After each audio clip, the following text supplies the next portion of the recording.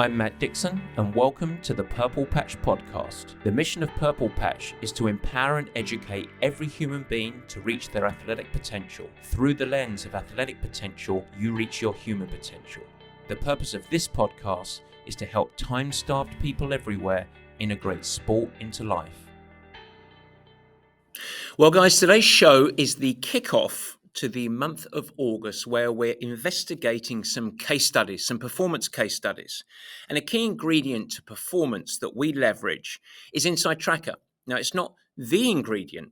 It's not the magic solution. It's not the sprinkle of fairy dust that's going to make all of your dreams come true. But it is a really valuable tool in the big puzzle to enable you to define your focus, where you're going to place your emphasis across the performance spectrum, and also deliver measurable results so you can keep track of your progress and adopt the right habits for you. The way that we do it, investigate by taking a look inside, assessing your biometrics, and then combining it with the advice and recommendations of the team of scientists and experts Inside Tracker. And when we do that, we can place the right focus on the things that are going to move the performance needle. Now, we leverage it across our Purple Patch athlete population, but you don't need to be a member of Purple Patch to get involved. All you need to do is head to insidetracker.com/purplepatch. That's insidetracker.com/purplepatch. And we have a sneaky code for you, Purple Patch Pro 20. That's Purple Patch Pro 20. And it will get you 20% off everything at the store. All right, today we're talking about two members of the Purple Patch Pro Squad. They are our first two case studies, and they are going to be very informative, full of lessons, and also a little bit of fun. Take care.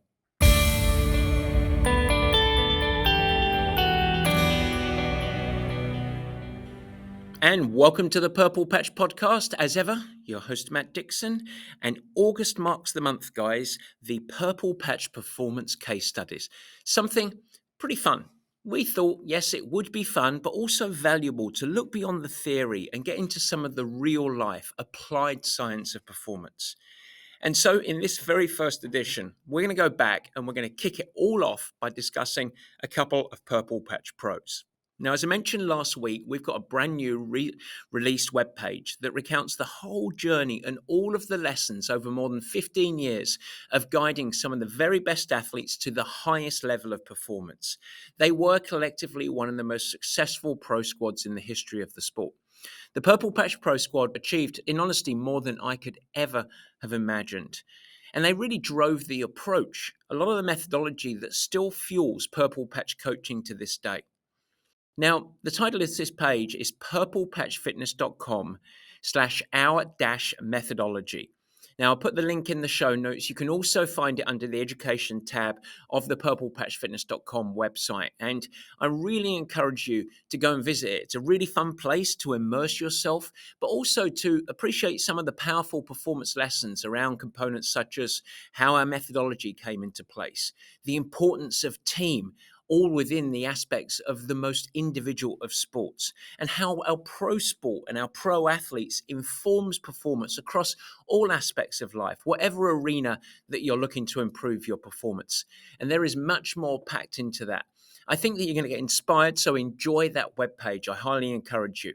But today, what I thought we'd do is we want to go over the next few episodes where we're really going to break down some case studies. And today I'm going to go through two short case studies, and they are stories from the Purple Patch Squad. Now, I've chosen these stories because I feel like they directly apply to many of you, the Purple Patch audience. In other words, the lessons out of their journey, even though it's in pursuit of world-class performance, it's very easy to adapt the lessons and apply them to whatever arena you're looking to improve in. So each story is really packed full of its standalone set of lessons. And I hope that you are smart enough to draw those lessons to your own journey. Now, I'm not going to go through the whole landscape of the month ahead, but what I will do is give a brief preview of next week's show. We're going to welcome not one, but two current Purple Patch athletes to the show. David Farsight is an athlete that I coach individually, and then we'll also be welcoming Purple Patch squaddie Chris Hughes, or as I like to say, Chris Ooze, who is enjoying a wonderful breakout season. These two gentlemen are going to be discussing coaching, the importance of community for them, and some of the key aspects of their individual success. And individually and collectively, both of them, they are absolutely prime examples of the purple patch methodology in action. We talk so much around trying to educate you around the principles, the theory, but I think it's really helpful if you can understand the application. And rather than me saying this is what it should be, actually ask two of the athletes that are living it, the living application of the purple patch methodology, to hopefully try and help you along your journey. And so it's going to be a lot of fun. But this week, we're going to kick it off with world-class performance. Two stories. And the good news is that you probably haven't heard these stories before. I've talked a lot about the Purple Patch Pros over the course of the history of this show, but I bet you haven't heard these stories yet. It's all about personal performance evolution. But Barry, we're going to do it. First of all, let's do a very quick Matt's Newsings.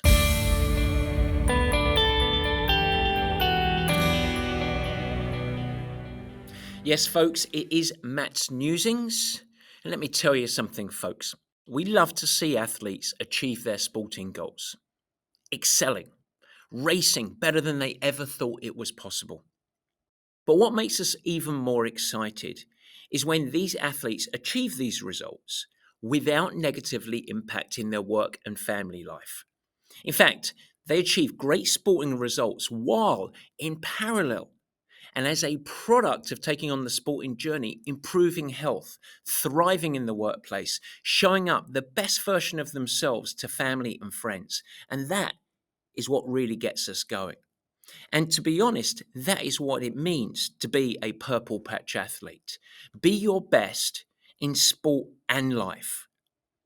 And we do this via the purple patch methodology.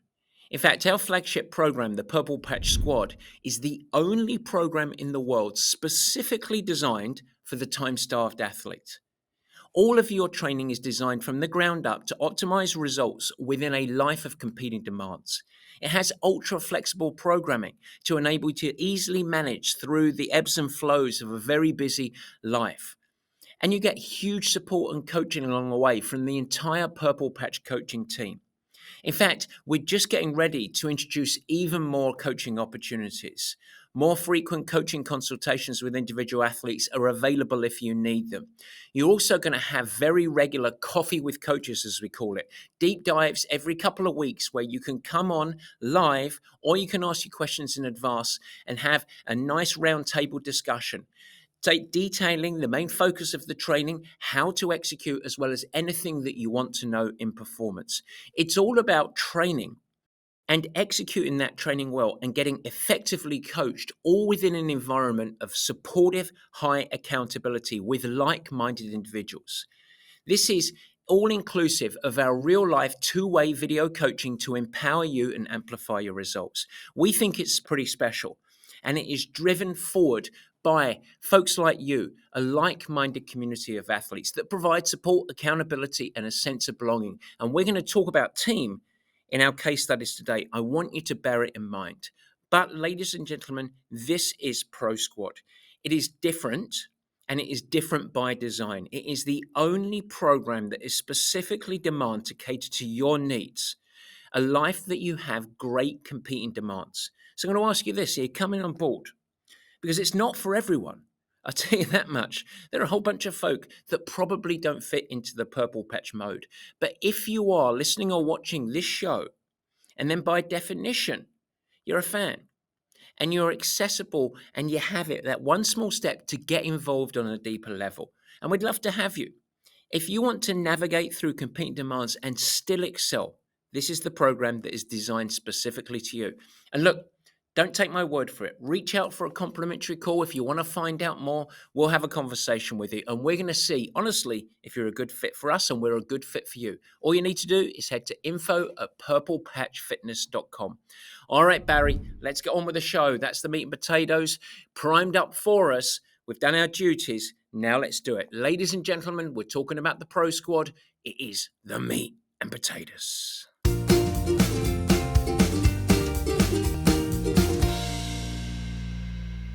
All Yes, folks, it is the meat and potatoes. We are doing performance case studies.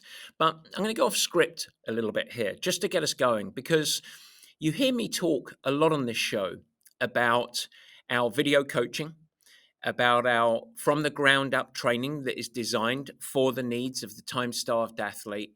And we're very proud of the results that we achieve. And we're really proud of how we help people thrive across life while achieving those results.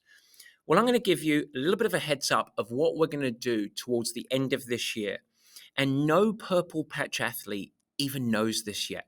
We haven't introduced this concept yet, but it's going to be very, very special. It's going to kick off in October. And that tends to be the time of the year where, for any athlete, as their season starts to end, it feels like a little bit of no man's land. They start to really have a desire to take a break. They're maybe a little bit sick of the rigors of training. At the same time, they understand the importance of consistency and preparing the body. And you've heard me on the show talk about it a lot. What we've decided to do is completely redesign our full programming. And we are going to, across the scope of triathlon and extending into our other programs, we are going to achieve multiple elements that are a very different way to approach what many people call off season. We're going to label it at the heart of it, bike school. Our video coaching is going to be educational to help you actually improve on the principles of how to become a better bike rider with a lot of lower stress exercise and training, all structured, but really tutorial. And this is all done by two-way video. We're also in parallel with that going to have swim school from the ground up, swim sessions, as well as ongoing education and opportunity to have video assessments so that you can have a lower stress approach to your training, but be able to improve technically in your swimming. And the same is going to apply for your running. We're going to have a project on running and we're going to have it focused where it feels like it's an easy task to actually execute, but you're going to improve as a runner. And a driver behind it is the strength. It is the time from the ground up that all of us should be committed to strength training right in the off season so that then you have the platform leading on to the following season. And we're going to execute all of this without it feeling like the same demand, the same commitment, and the same compromise that you have to make across other aspects of your life. And to superfuel this, we're going to double down on education, live opportunity with our suite of experts. Almost everyone that we know is an expert across field, and all of our Purple Patch coaches. Everyone is going to get involved to give you consistent opportunity for you to ask your questions around season planning, around preparation. But this is going to be exclusive to Purple Patch athletes. So that's what's coming in the Purple Patch programming. It is only going to be available for our athletes. But what I do want to do to help you, the audience, if you're not a Purple Patch athlete, is try and extend our education out of that programming and give some of it to you guys as well. And so we're going to try and parallel some of the education that we go through, some of the technical assessments that we go through, and apply and impart the knowledge so that if you can't for any reason become a part of Purple Patch, at least we can try and help you on your own performance journey. So just before we dive into this meat and potatoes, I wanted to give you that very brief overview. There's going to be a lot of information coming over the next few weeks. You're going to probably get a little bit tired of me talking about it. But my mission is to really try and help accelerate your performance journey. You don't need to be a triathlete to take advantage of this, but we are going to build it around our triathlon programming. Okay, with that, let's get on with the meat and potatoes. We're already into it. I've hijacked the meat and potatoes, so let's get going. It is 2 case studies. Now, as we go through case studies at the Purple Patch podcast, we always do it in the same structure. It's proven, it's accessible, and I really like it as a framework to try and help deliver the message and the lessons across. I'm always going to talk about the profile of the athlete, some of the challenges that we addressed, that we highlighted as we're going along the performance journey, what the diagnosis of that challenge and some of the interventions that we put into place. And then, of course, we want to go to outcomes because we want to be able to measure both qualitative and quantitative whether our intervention on the challenge was successful. And that format, profile, challenge, diagnostic and intervention, and then the outcome and results, that's going to help draw a thread for you then to maybe try and apply some of the lessons as you go through. Super. Now, to optimize the impact of today's lessons, a reminder that you really should review the webpage because we're talking about pro athletes today. And so if you head to purplepatchfitness.com, head up to the education tab and feel free to share this with the world. By the way, you can post it on social media if you're enjoying it. And the title under the education tab is Our Methodology. It's also linked in the show notes if you want the direct link. And then it is very simple, purplepatchfitness.com/our-methodology. Okay. It's an important webpage and it choreographs our whole story from my struggles as a pro all the way through up to present day. And there's a lot of rich lessons over the course of this history. The two pros that I want to highlight today are off of that webpage, Matt Lieto and Meredith Kessler. Yeah, I was wise. I chose a male and a female. Fantastic. Now, each of these professional athletes and two athletes that I have great respect for, of course, I got to coach for a very long time for both of them. Each are going to offer a different performance lesson or even performance lessons, I should say, that can apply to any arena in life. And so we're going to kick off with Matt first. And the only reason for that is chronologically, he was earlier as a purple patch athlete. He came on board in front of Meredith. So I thought, fair's fair. I'm going to talk about Matt first. So let's first go through profile. All right. So Matt Lieto was one of the founding members of the Purple Patch Pro Squad. The very first pro that I coached was a woman called Tyler Stewart, who won the amateur title at the Hawaii Ironman twice and then went on. And we made the decision for her to go and race professionally and was great. And in the early couple of years of coaching pros, I really felt like I was coaching individuals. So each athlete treated mutually exclusively with no real team concept. But after 2 or 3 years of coaching elite athletes, elite amateurs, and professional athletes, I started to adopt more of a team mindset. So Matt was really one of the founding members when we started to mold into the Purple Patch Pro Squad. And that in itself had a host of non-negotiable commitments that all members had to adhere to. And we talked about that in last week's show, if you want to go back and listen to that.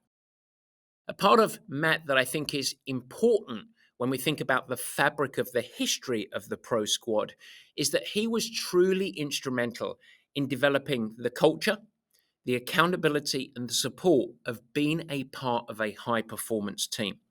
Matt was selfless in spirit. And he had a huge imprint and legacy in Purple Patch as an organization.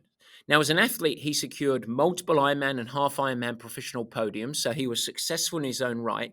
And he also went on to secure a really successful career in media and commentary at major Ironman events. So Matt was absolutely instrumental. As a diagnosis, when Matt joined the team, I think it's safe to say that he was struggling individually. And I think a part of that, as I reflect now, was a little bit of existing in the performance shadow of his older brother, who was highly successful, Chris Lieto, who was also a Purple Patch athlete, of course, that we helped guide towards second at the Hawaii Ironman World Championship. But he also had a little bit of a lack of belief in himself as an athlete. He was athletic. He grew up as a kid who was obese and has a great story. If you go back in history, you can actually find a fantastic podcast that I did with Matt many seasons ago now. But he grew up obese. He lost all the weight and was inspired by his older brother when he was sweating a lot at the Hawaii Ironman World Championship and decided, underneath all of those layers, he decided to take on his own athletic journey. And he also found he had a huge engine. But what I was faced with for a coach was a kid really at the time that had a distinct lack of personal belief in himself.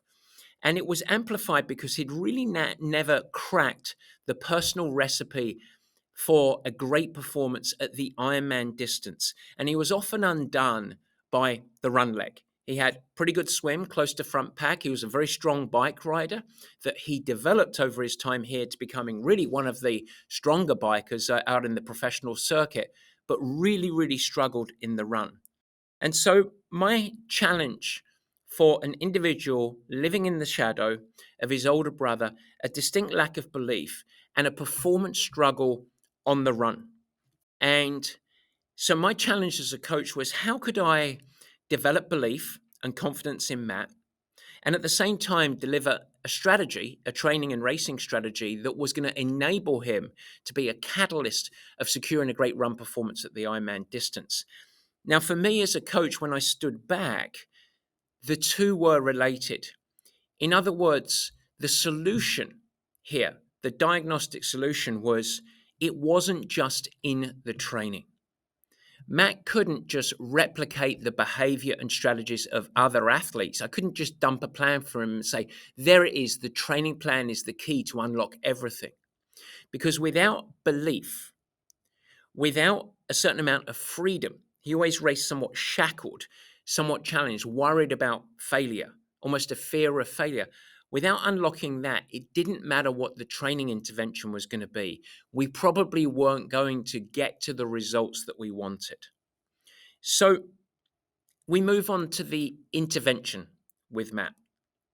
It's a really interesting case study for many of the listeners on today's show, because many folk, most athletes, tend to chase the details.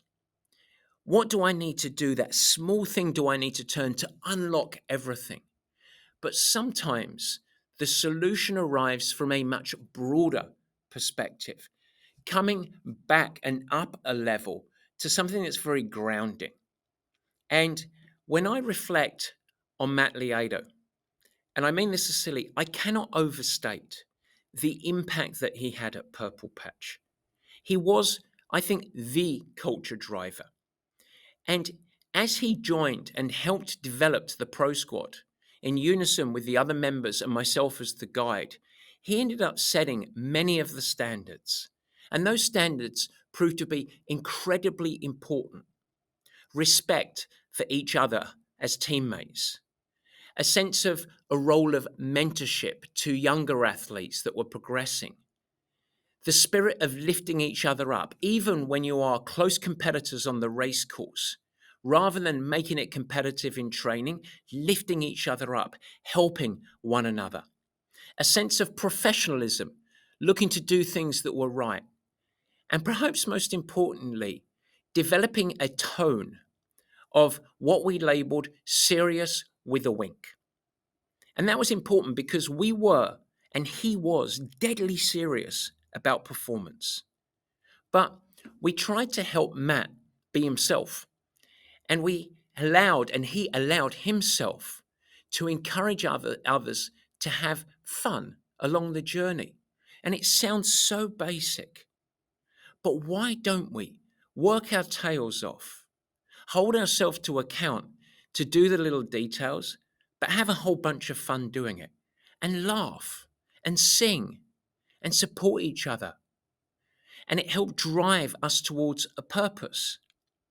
And from my perspective as his coach, what emerged from that liberation, for lack of a better phrase, was a sense of purpose that started to emerge from Matt that went beyond himself. The best way that I could help Matt help himself was to get his purpose to go beyond himself. And so I asked Matt to lead, to set the standards, and to lift others up. And he lent into that role. And he became what I would label the ultimate teammate. Now, that role, that ultimate teammate, it didn't solve his running. So that was the second half of the challenge here. We hadn't solved his run. But what we could do is define purpose and help Matt get from outside of himself and help other people. And it was the very best route to help himself. But what about that run? How did we crack or aim to crack his run performance? He would swim well, ride really hard, and explode off the run. Well, guess what? You know how we cracked it? Walk breaks. Yes, walking. Now, nowadays, Walk breaks are almost an accepted, and I say almost an accepted strategy in longer distance triathlon and ultra running events. But at this time, in the late 2000 noughts into the 2010, walking was absolutely poo pooed. It was culturally, almost universally dismissed as complete performance madness. In fact, the most common thing, the greatest advice that you would hear folks of all levels say is get onto the run, and the only thing you can't do is walk. It doesn't matter what your run looks like, just don't walk. And here was a world class athlete, and I was coaching him to say, I want you to walk in an Ironman every mile. Yes, 25 walk breaks over the course of a 26.2-mile run. And my mission for this intervention, was to try and keep him running with the best form he could create and the best speed return from that form in the later stages of the marathon. And I believed if he could do that, be running well, or at least as Matt can run, as in the back end of the race, he was going to get to the best ultimate outcome. And the investment of 25 intervals of 15 to 20 seconds of walking over the course of an entire marathon, that was going to be a healthy investment to give a better overall net speed. Now, this was seen as madness, and Matt was highly hesitant, particularly as I hadn't let him do any runs longer than 2 hours. We'd run almost daily, a lot of it short, a lot of it frequent, but we hadn't done much run speed or big run duration in single sessions. So he thought, how am I going to get faster than my, at pro standards, rather pedestrian 3 hour and 20-minute Ironman run that he'd done up to that stage, particularly when his race looming was Ironman Canada, and that had a relatively challenging run course. And on the day, it was very challenging, very, very windy, very, very hot. And so we have two main interventions that we went through: give Matt purpose and make him a leader. And then on the run side, we integrated walk breaks. So let's talk about both as the outcomes and how it helped in his performance lesson. So from the first aspect, I would say that the team and the community aspect of that team, the buy-in, what occurred is a framework of operations in many ways, and it defined a very specific role, leadership, and that really helped with purpose. And the outcome of that was a diminished personal worry and a disassociation of self-worth with racing results. In fact, for Matt, me was converted to we. And that's really powerful because everything is easier when you do it as a part of a team. Everything gets better. And he was instrumental in that leadership role. Now, what did this look like? I talked about him as being the ultimate teammate. Well, let's go back to the early years of the development of someone like Jesse Thomas, a very young pro, relatively naive. Jesse Thomas, and I say this honestly, Jesse Thomas would not have been Jesse Thomas and achieved what he achieved without mate Lieto, without the mentorship, the guidance, the professionalism, the accountability that he delivered, and a great source of mischief, maybe, fun, for sure.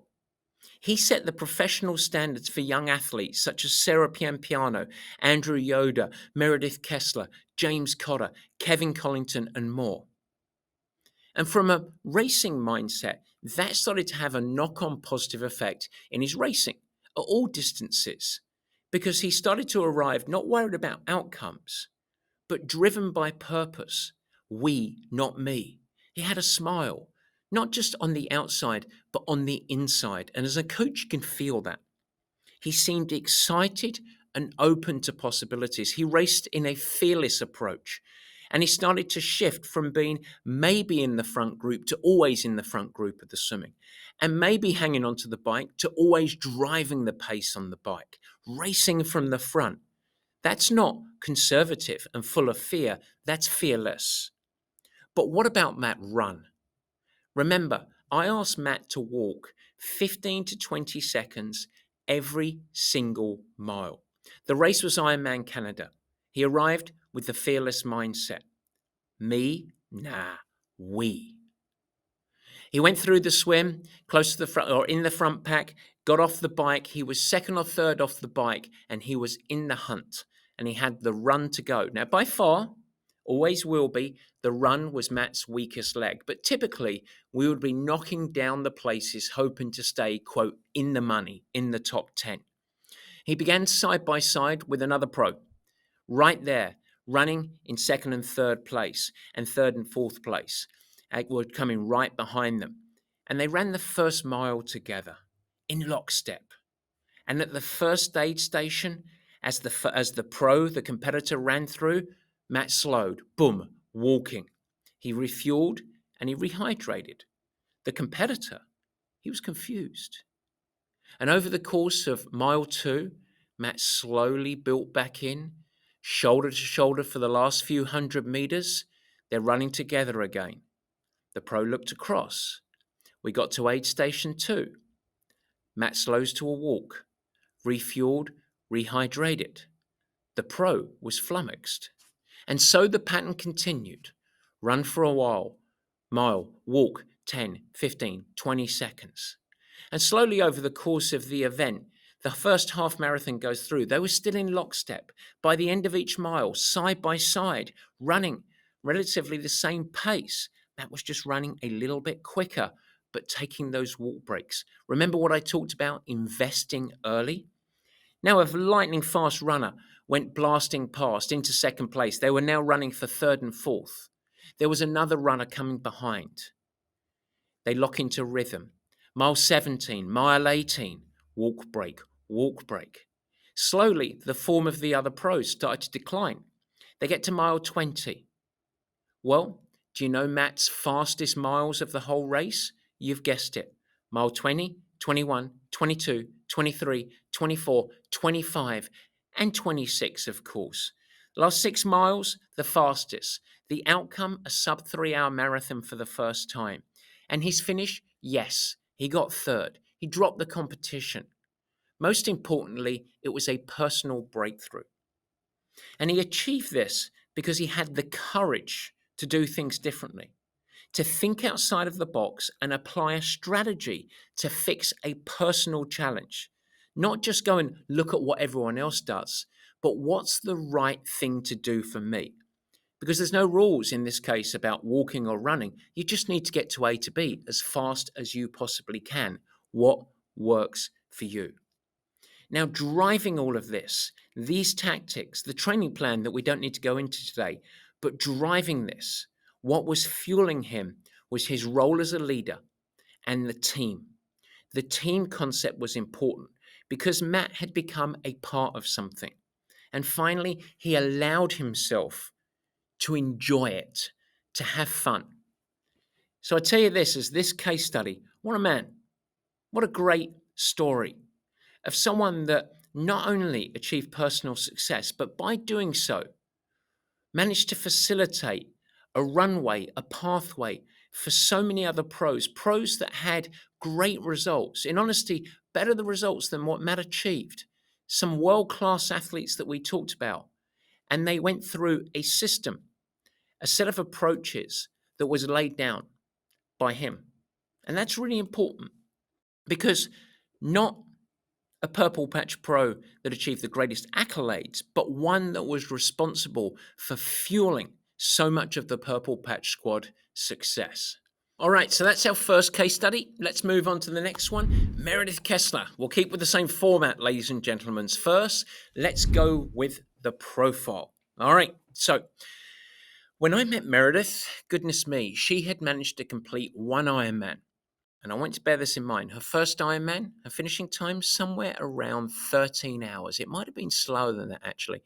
And she was, for a long time, the proud owner of the worst training plan that I had ever seen in my life. There was a lot of miles and absolutely zero intensity. In fact, I couldn't see how she could be consistent with it with the other components that she had into life. And we'll talk about that in a second. But I tell you what, if Meredith was one thing, she was gritty and she was tough. She also was time starved because she was working when I met her full time at the Royal Bank of Canada, RBC. Now, here are her results by the end of her career, and I've got to say they are quite stunning. Multiple time US national Ironman and Ironman 70.3 champion, multiple top 10 finishes at the Hawaii Ironman World Championship, a podium third place finish at the ITU Long Course World Championship, a 5-time repeat winner of Ironman New Zealand. That's the second oldest race in the Ironman calendar. It's legendary down there. You win it 5 times. That's quite stunning. And overall, she managed to secure 11 Ironman victories and 23, that's 23 half Ironman championships. She was voted the top US female triathlete ever. And her first Ironman took her 13 hours. Whew, what a profile. Now, diagnosis. Let's talk about this. Meredith's story is a prime story or a great example of optimization. It really was the optimization challenge. And the reason I say that is for the initial years of her pro career, she chased world-class performance, but she was also working full-time at RBC. Now, she was actually, ironically, one of several Purple Patch pros who faced a similar challenge. Tyler Stewart, our first Purple Patch pro, she owned her own business. It was a dog washing and grooming business as well as boarding. Very, very busy. You ever tried opening a coffee shop, opening a dog boarding and washing? Very, very demanding. Meredith Kessler, RBC Capital. Jesse Thomas started Picky Bars as a pro and developed that all the way through to Acquisition, the energy bar company that many of you guys will be familiar with. And so this was just one example of a pro athlete chasing world-class performance while also showing up in professional life. Does that sound familiar to you? Now, as a coach, these examples, Meredith being the prime example, were really the catalyst for me to try and find the solution for the time-starved athlete.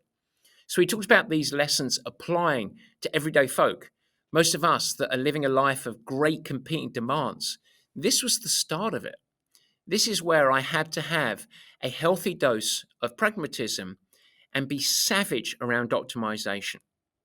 So Meredith was a pro, in fact, a really good pro, but she was also highly time starved. So my challenge as a coach was to build results and compete through that optimization mindset. So I took the Elite Pro book, if you want to call it that, and threw it out. We had to be creative. How could we help Meredith shine in sports and also shine across life? So let's talk about the intervention. How do we go about it? This could be a standalone show in itself, but I want to give you the highlights today with the intervention. And let me preface it with this. Athletes always want to know, what are the training sessions? What are the magic training sessions that the pros execute that I can do that are going to bring me success? But let me tell you once again, that's not where the secret lies. And it certainly wasn't the secret in Meredith's case. Yeah, we believe in our training methodology and it's important. But my role was really to try and help Meredith create sustained high performance. And so that was really about taking all of the necessary components and organizing them into the appropriate performance mindset, if you want to title it as that, to create a set of practices and strategies that would drive performance across all areas, not just in sport, in Meredith's case, and then build a program in that framework. And that program had to be dynamic. In other words, it had to have enough flex in it that it could live and breathe with the unpredictable nature of life. And so that really was one of the very first cases in which I had to have an optimization approach and create a training program that had a tremendous amount of flex in it. In fact, it was one of the original cases of how I titled Life is Not a Spreadsheet.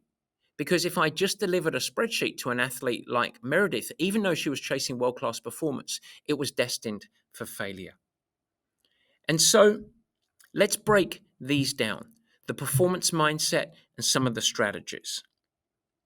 When you have too many competing demands, and certainly Meredith was an example of this, you have to prioritize. You actually have to develop a set of practices that are driving towards a magic word: effectiveness. There are always 25 things you could focus on, but what are the 5 things that are going to move the performance needle? And you have to go through that process at the high level when you're thinking about season planning and what you're going to get accomplished, on a weekly level when you're organizing your week, as well as on a daily level and making decisions. What's going to give me the best yield today for the purpose of this session? Being one great example. And our most precious commodity that we had in Meredith's case was time. She was really restricted on time. She was working full time. She was really engaged in her community. And she was trying to be a professional athlete in a really demanding sport.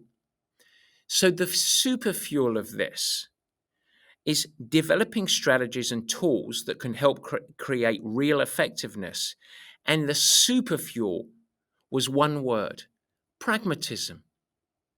It's not utopian, it's pragmatism. How can we build the very best athlete within the context of the framework of her life demands? And that's what we had.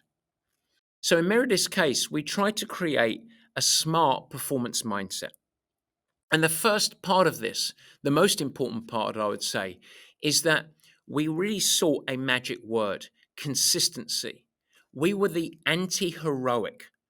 Now, the way to think about that is doing something every day and ensuring that we're always moving forward by doing something every day, but we're not defining any single session as the huge session to move the performance needle. We had some very demanding days, some priority days, but our whole recipe was to make smart decisions along the day that Meredith could stay systemically energetic and healthy. And from a musculoskeletal standpoint, we could avoid injury. And so we took the long lens of this accumulation of work over many, many weeks and many, many months so that we could create sustainable performance. Whenever we compress things, we try to rush things, we try to accelerate, that was when challenges were likely to occur. So the magic word from the performance mindset is every single day, just a little bit better, do it better, make smart decisions so that we can weave. What was it, Barry? Consistency. That was the huge component. Where we did with that as well was that when we built any single week of training, we never chased the total accumulation of training hours. And this was an important mindset. Our barometer of success is not how much we're doing, it's how well we can execute the appropriate amount of training within the context of life. So what we had to do there was a few things. We had to first build our key sessions every week. What are the 2 to 3 really challenging sessions? And those are the ones that we're going to protect.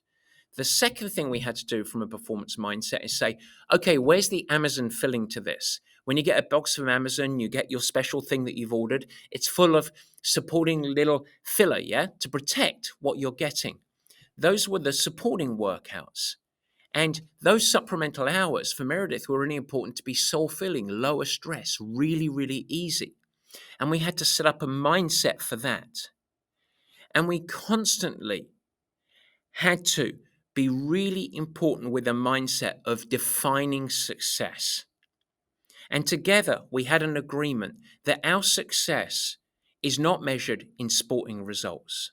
Our measure of success is 3-pronged.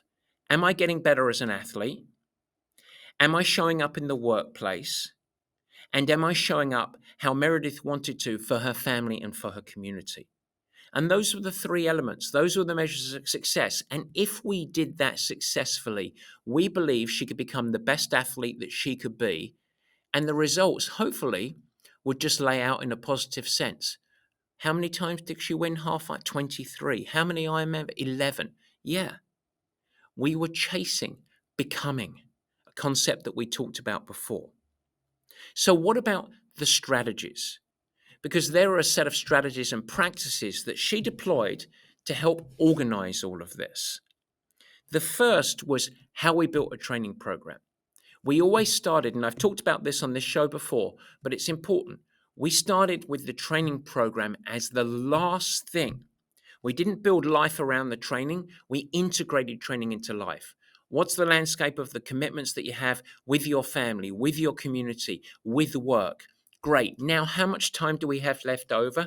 Now we can build a training program within that context. And that's why the accumulation of training hours could never be a barometer of success, because otherwise we would try and cheat the system, and that would involve cheating fueling, cheating recovery, cheating sleep, which we felt were going to be performance limiters and accelerators of sickness and injury. And so building your training program from an integration approach. The Sunday special was absolutely critical. A little bit of time, 15 to 30 minutes every Sunday to plot out the week.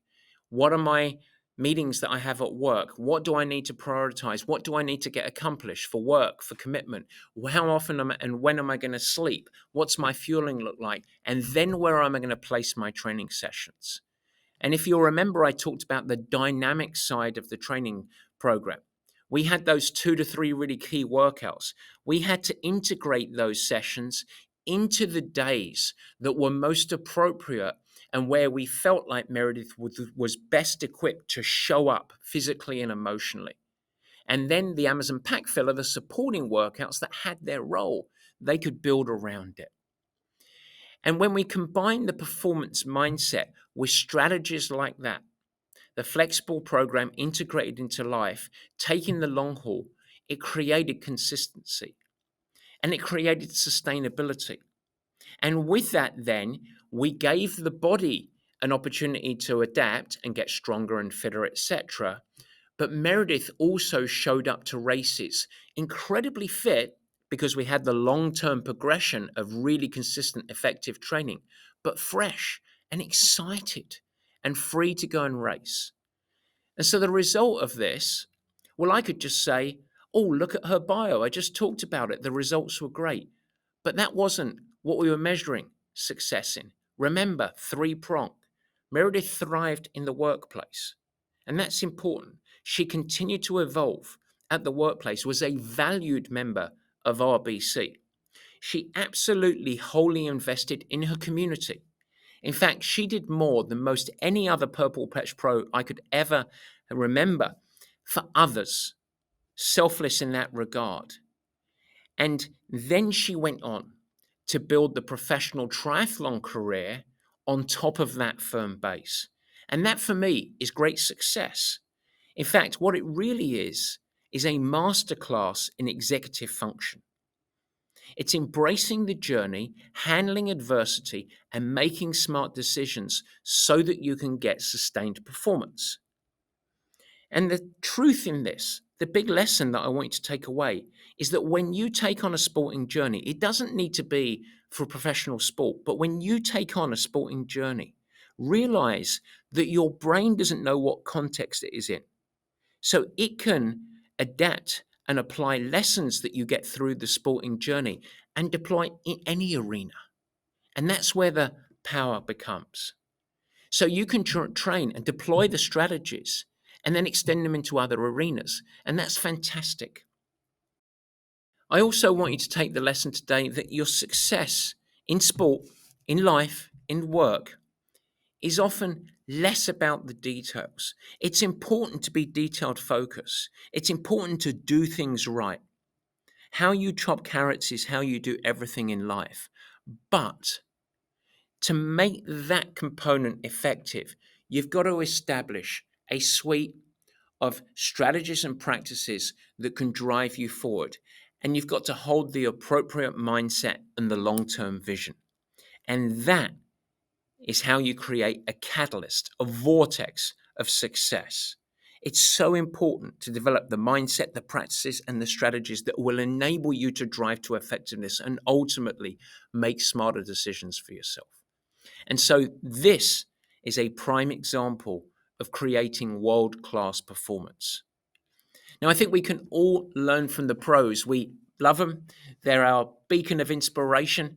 They're a lot of fun to watch. They're incredible athletes, but also a suite of wonderful performance lessons. Over the coming weeks, I'm going to share more stories with you. But as a reminder, next week, we're going to go to two current Purple Patch athletes. We're going to go to the amateur field. And these aren't elite amateurs that can do better than any of us ever imagined. These are very busy, time-starved athletes that are looking to show up to their family, be great leaders in the workplace, but also trying to achieve success in the sporting arena.